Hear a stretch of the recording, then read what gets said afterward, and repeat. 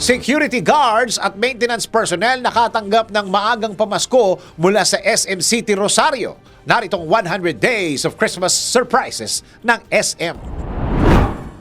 Sa tingin mo, mahalaga ba ang maliliit na bagay? Sa trabaho, sa bahay, o kahit saan man, mahalaga ito.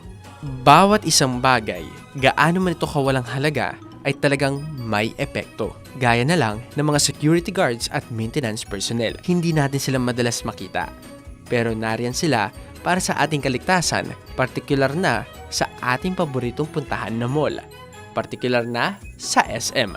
Kaya naman maaga na pamaskuhan ang mga masuswerteng security guards at maintenance personnel na ito ng SM City Rosario ng helmet mula sa Ryzen at SM City Rosario bilang bahagi ng 100 Days of Christmas Surprises with SM.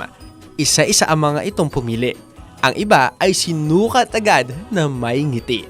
Bilang pasasalamat ito sa kanilang hindi natitinag na commitment sa pag-serve sa mga shoppers. Hindi man natin sila pansin, malaki ang kanilang bahagi para sa kaligtasan nating mga customer ng SM. Sabi nga nila, it's the little thing that makes a difference. At yan ang special report. Ako si AJ Castro, nagbabalita ng tama, naglilingkod ng tama.